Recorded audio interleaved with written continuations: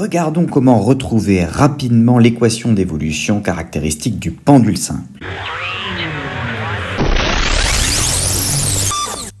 Alors un pendule simple, qu'est-ce que c'est ?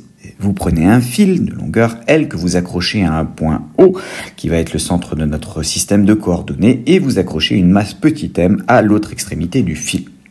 Le système considéré va être cette masse petit m, le référentiel et le référentiel terrestre, que l'on va supposer galiléen sur la durée de l'expérience qui devra être courte, de l'ordre de la minute au maximum.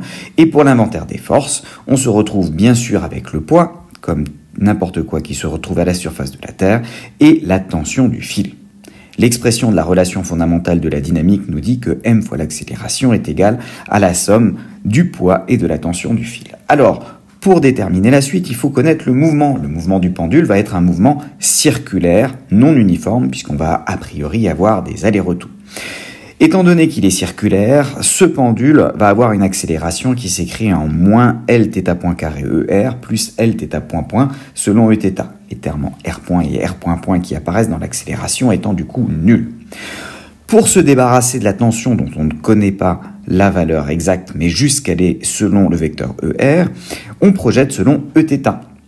La projection de la tension sur Eθ vaut donc 0. La projection du poids selon Eθ vaut la norme du poids mg que multiplie le cosinus de l'angle entre le vecteur P et Eθ.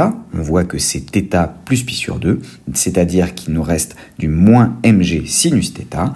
Et enfin, la projection de l'accélération selon Eθ nous donne le terme en Lθ point point.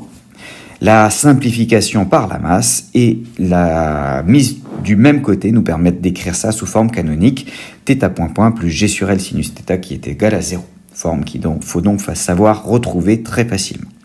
On peut faire une approximation harmonique en supposant l'angle θ suffisamment petit devant 1 radian. Alors sinus θ est approximativement égal à θ. L'équation considérée devient donc θ point point plus g sur L θ égale 0, qui est une équation d'oscillateur harmonique. On peut donc résoudre de manière exacte l'expression de θ. θ de t est égal à A cosinus oméga 0 t plus phi, avec oméga 0 qui s'écrit racine de g sur L, puisqu'on lit sur l'équation différentielle le g sur L qui vaut oméga 0 carré, et A et phi seront deux constantes à déterminer en fonction des conditions initiales.